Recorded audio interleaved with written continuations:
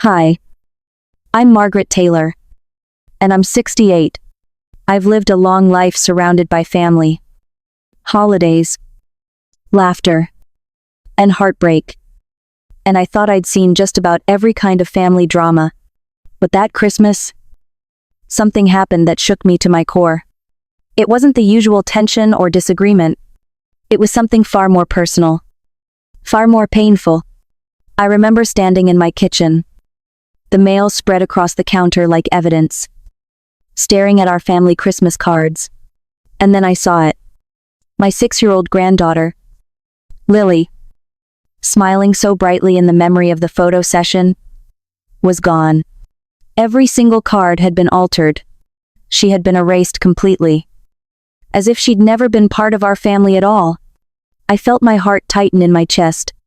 How could someone do this to a child who had just lost her parents, who depended on her family for safety and love? The shock gave way to disbelief, and disbelief turned into a deep, burning need to protect her, to make things right. As I held the cards in my hands, I realized that this was no accident, and the journey to uncover the truth was about to begin. I had no idea how far this would go, or the surprises that awaited. Little did I know, the real story was about to unfold, and it would change everything for our family. It all began 6 months earlier, on a cold January morning, when my world shifted in a way I could never have imagined.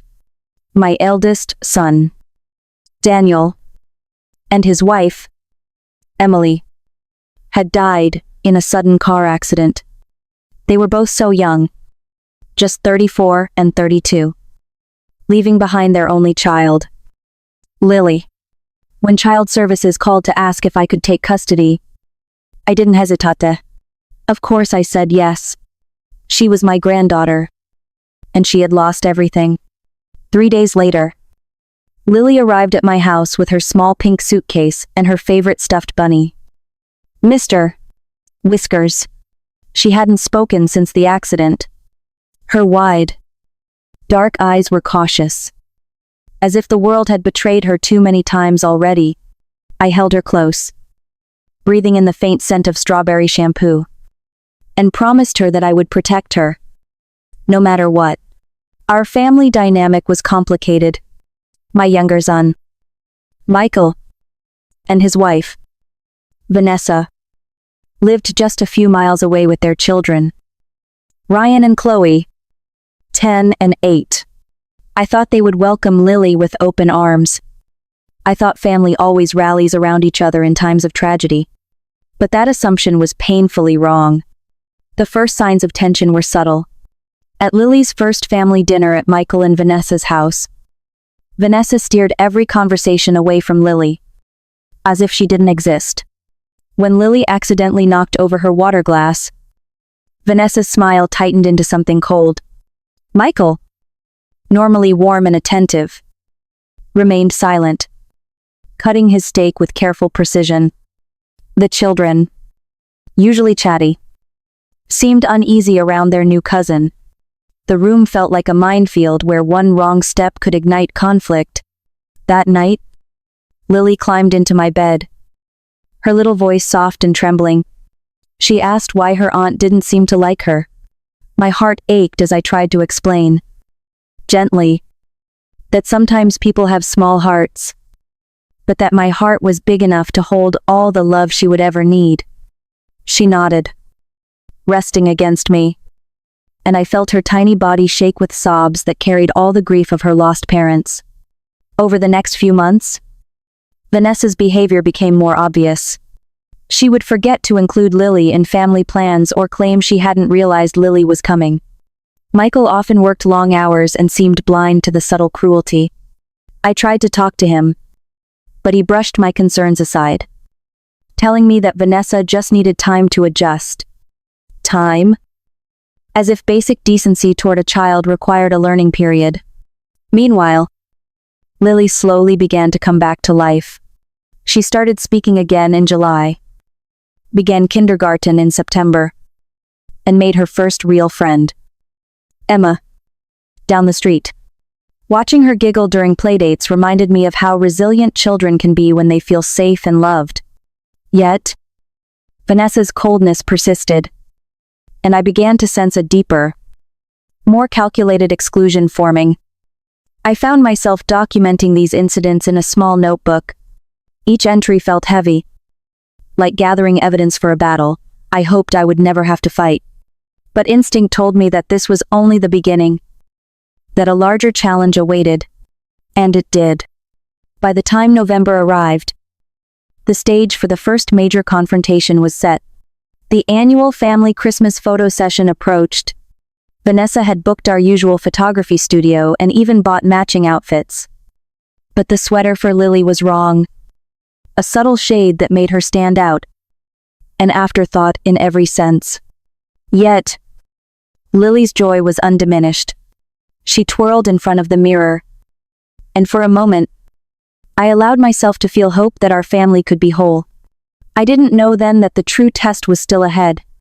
The small injustices, the subtle exclusions, the icy stares, they were all leading to a revelation that would shake every assumption I had about family, loyalty, and love. And as the days moved closer to the delivery of those Christmas cards, a sense of foreboding settled in my chest. I couldn't shake the feeling that what I was about to discover would not just be another minor grievance, it would be something far more deliberate. Something that demanded action. Little did I know, the quiet months of tension, the careful observations, and the loving protection I had given Lily were preparing me for the moment that would change everything.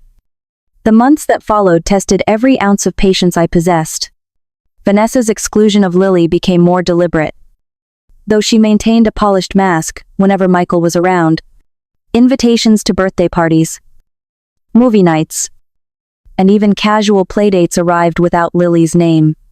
When I insisted on bringing her along anyway, Vanessa acted surprised, as if she had forgotten the child even existed. It was as though she viewed Lily not as family, but as a complication she hadn't signed up for.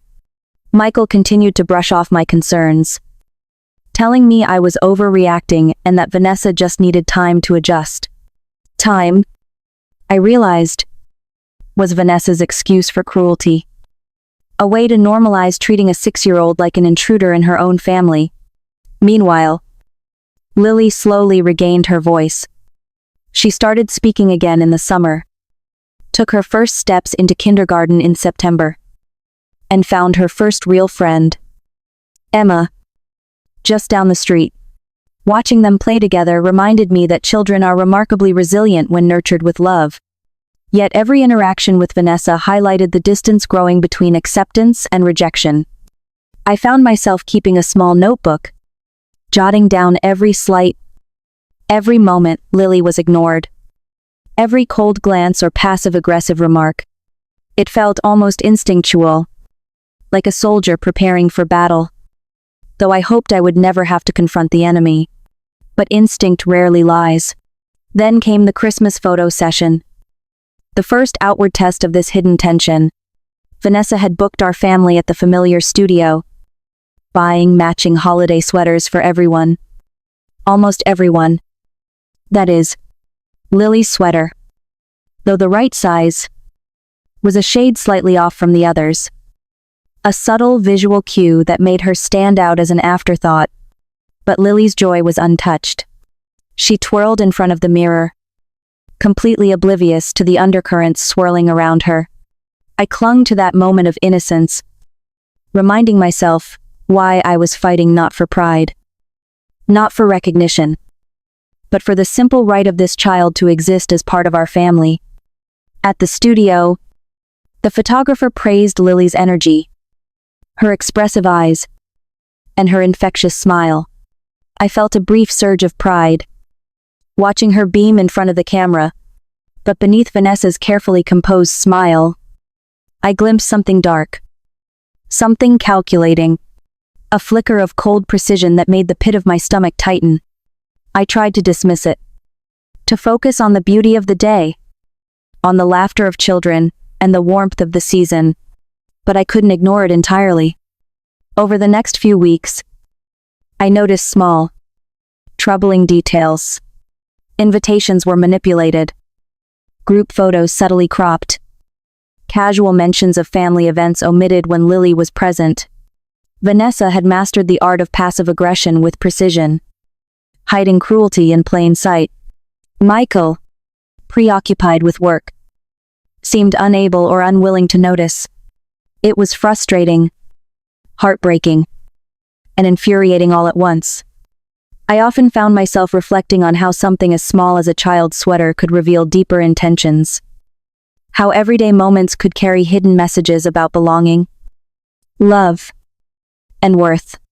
I began to wonder how far Vanessa would go. I felt a growing sense of urgency, a silent pressure mounting in my chest. I didn't want to confront her blindly. I wanted evidence. A record of every slight, every intentional exclusion. My notebook became my lifeline. A way to organize what I was seeing, to anticipate what might come next. By the time December arrived, the stage was set for something far bigger than subtle snubs or mismatched sweaters. The months of observation, the careful documentation, the love I poured into Lily, it all pointed to an inevitable confrontation. I sensed that the quiet injustices, the cold stares, and the deliberate manipulations were not merely minor grievances. They were laying the groundwork for something deliberate, something that would shake the family to its core. And then the day came when the Christmas cards arrived. I could feel the tension in my chest as I opened the envelope. My hands shook slightly as I sifted through them. The photos were beautiful at first glance. Everyone smiling. The holiday seemed perfect. And then I saw it. Lily was gone. Every single card had been digitally altered. Her presence erased as if she had never existed. I felt the air leave my lungs. It was no accident. This was a calculated act. Carefully planned. And executed. Every detail, the timing, the edits, the subtle omissions was meant to erase my granddaughter from our family's memory. The weight of that realization settled in my chest like a stone. And at that moment, I understood that the months of tension, the careful notes, the quiet observations, they had all been preparing me for this revelation. What came next would demand a response. A confrontation that could no longer be postponed. The small injustices had built into something undeniable. And I knew I had to act not just for myself, but for Lily, the child whose very existence had been called into question.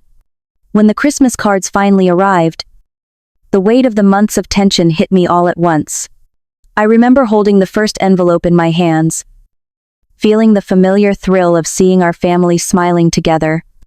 And then, as I unfolded the card, my heart sank. Lily, my 6-year-old granddaughter, was gone. Every single card had been edited, digitally removed as if she had never existed. The disbelief hit me first. A sharp, cold shock that made my chest tighten. I could not imagine how someone could erase a child like this. Not just from a photograph, but from the memory of family itself. I called the photography studio immediately, trying to understand if this was a mistake. That's when I learned the truth.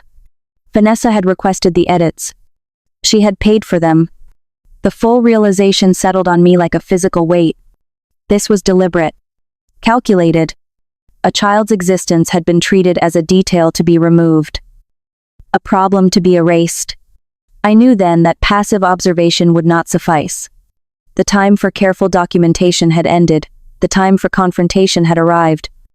I drove to the studio to obtain the original, unedited photographs, keeping my emotions in check while my mind raced with possibilities. When I held those images in my hands, the one where Lily's laughter lit up the front row, juxtaposed against the altered version, I felt a mix of vindication and rage. I prepared for the family Christmas dinner with careful intention.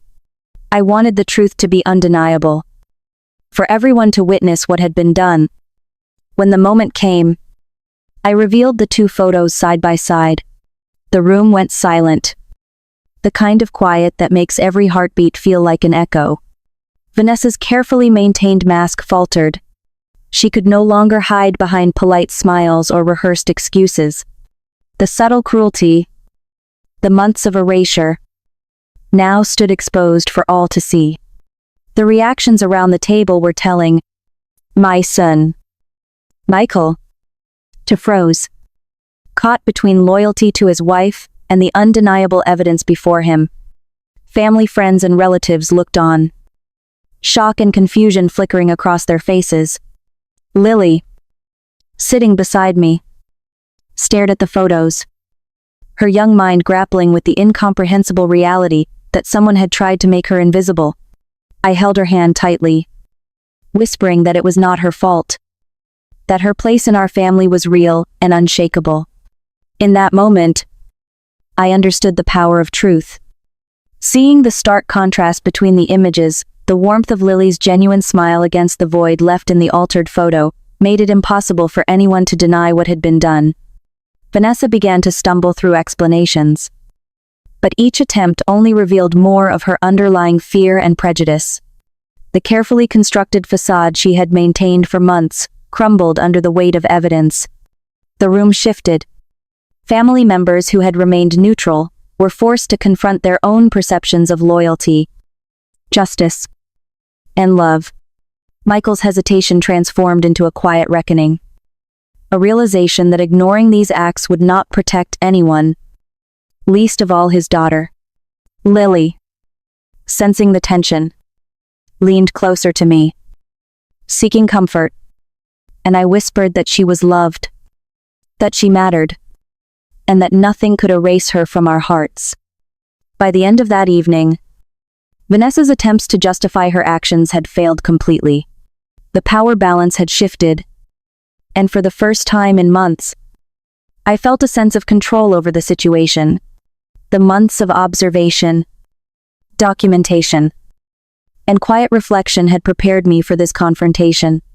The twist was complete, the carefully hidden malice was now fully visible, and the family had no choice but to see the truth. Even then, I knew this was only part of the journey.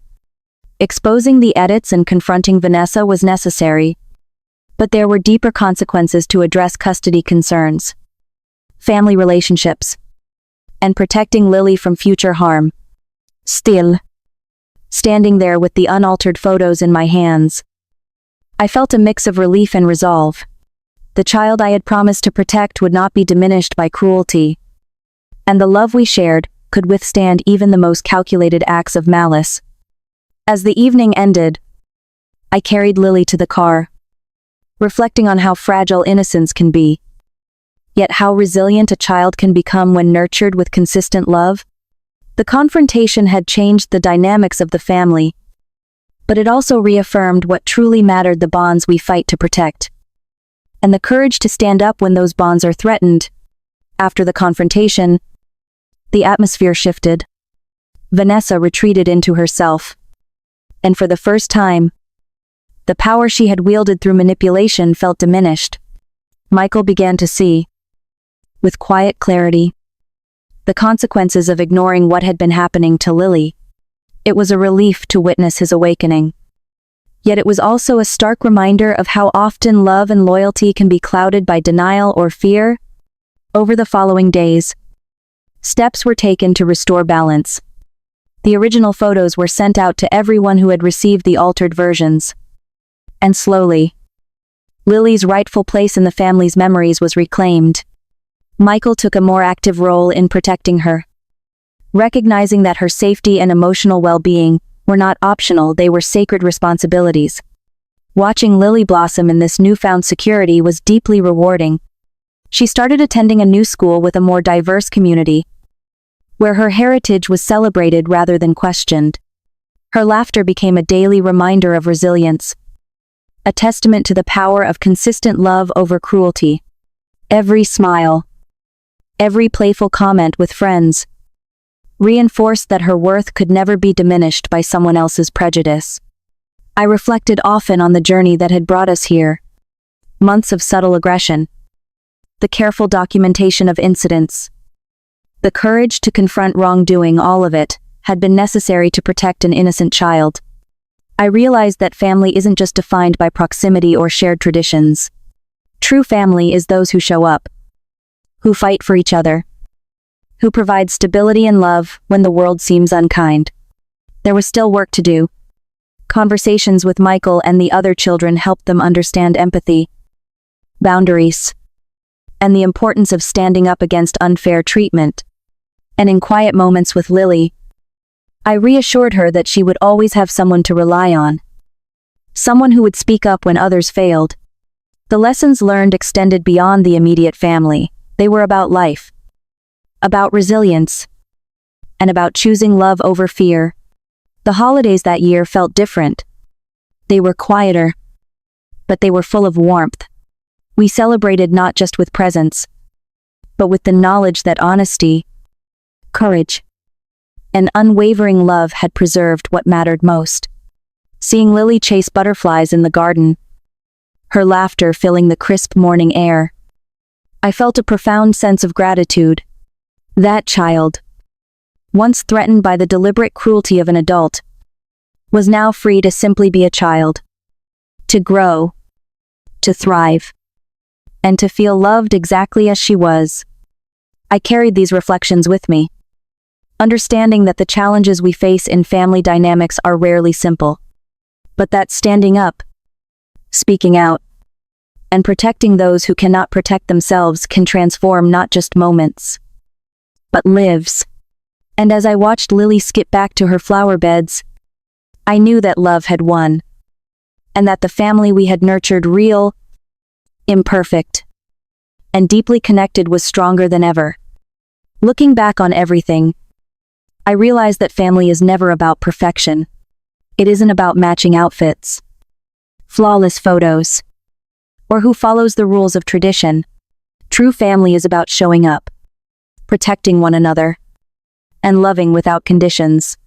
I've learned that cruelty can be deliberate, and it can hide behind polite smiles and polite excuses.